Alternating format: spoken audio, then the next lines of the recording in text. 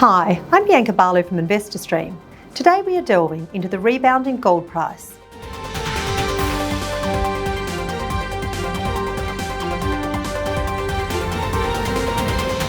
Over the course of 2022, the gold market has charted an interesting and at times unpredictable course.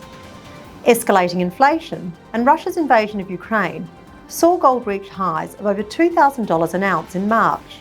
However, in the months that followed, this traditional safe haven against inflation began to fall in price. A hawkish approach to interest rates played a significant role in this pullback, and gold settled at around $1,600 an ounce. Although the volatility in the gold market has impacted sentiment, astute investors will have recognised that the 4% decline that has occurred during 2022 is significantly better than the 15% pullback that the overall S&P 500 has experienced. The market has recently seen a reversal of the downward trend, and the price of gold appears to have broken out of its holding pattern and started to demonstrate noticeable gains. This return to favour can be attributed to a number of factors, including the recent FTX crypto crash, the slowing of US Treasury interest rate increases, and the corresponding falls in US bond yields. Gold is now priced at just over $1,800 an ounce, and a number of macroeconomic conditions are causing analysts to predict that this may be the beginning of a long-awaited bull run. The falling US dollar adds further momentum to this outlook. We spoke to leading market analyst Warwick Grigger on the recent recovery and whether the momentum is likely to continue. I don't actually think too many people are really fazed about the gold price. You always have your gold bulls that'll say it's going through the roof. There's not that many bears around on the gold price, which is good. I think basically most analysts are not sticking their neck out. They're saying, well, this gold price is sustainable. We've seen the impact of rising interest rates that at one stage threatened to force the gold price down, but it didn't really happen. So I think most people are comfortable that the gold price will stay within reach of where it is.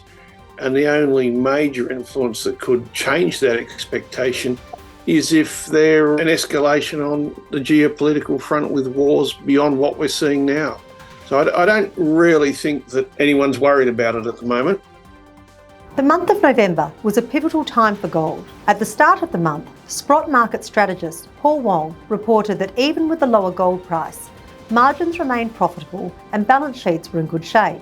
The current price and anticipated further upwards pressure provides an appealing market entry point for investors. One of the primary investment drivers in gold is the scarcity of this precious metal. So aside from the predicted price increases in gold, companies that are moving from explorer to producer status will also be able to directly benefit from the upturn in the market. One company that is very well positioned in the sector is Theta Gold Mines.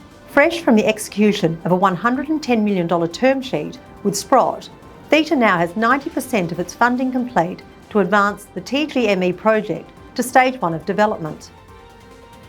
The main South African gold scene has always been the Witwatersrand. That's in the heart of Johannesburg. That's produced something like 240 million ounces of gold. Theta's ground is off to the east about 400 kilometres in the mountains, not quite as accessible. It's not in the middle of a city, it's more remote. Historically, there's been about 6 or 7 million ounces produced there. Warwick recently returned from a site visit to Theta's TGME gold project in South Africa and said the project has a lot of unique attributes. There are over 43 mines producing in the past. There's initially 4 and a couple of other mines where Theta will be focusing on to begin with. When they go in the adits, they will be applying much stricter mining methodology. Back in 10 and 20 years ago, when the more modern companies tried to go in, they weren't disciplined enough with their mining techniques. They suffered too much dilution. I think there was a bit of a lack of depth of technical skills with some of those companies, and where Theta really stands out as somewhere different to my mind is they've got some excellent mining engineers and operators really know how to extract the most of that ore body, and by the most I mean the least amount of ore body with the most amount of gold. With Witwatersrand, it's all just starting at the surface and going down. It's flat country basically, but with Theta you can go in adits off the side of mountains. You don't have the same extreme depth down thousands of meters where you have temperature issues when you get to those depths. This is more of a smaller scale operation relative to the Wits, but still plenty of gold there, and the ore bodies tend to be more flat lying in most cases, so different mining methods, but certainly you don't have to go as deep to get the gold as you do on the Wits. Coupled with a recent placement of $1.7 million and a successful share purchase plan, Theta is positioned for a strong start to 2023, with a clear pathway for their transition into an operational mid-tier gold producer.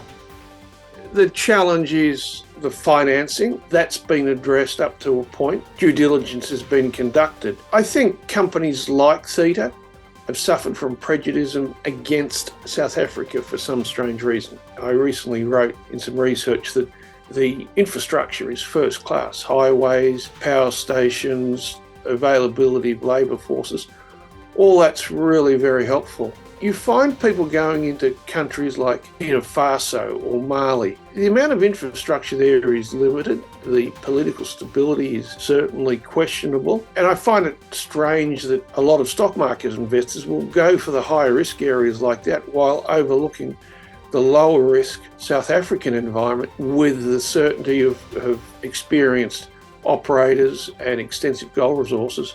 I think basically it's time to stop worrying about South African politics and look at it for what it really is. As the gold market develops further, InvestorStream looks forward to continuing to track the changes and Theta's progress as the company's operations advance in 2023.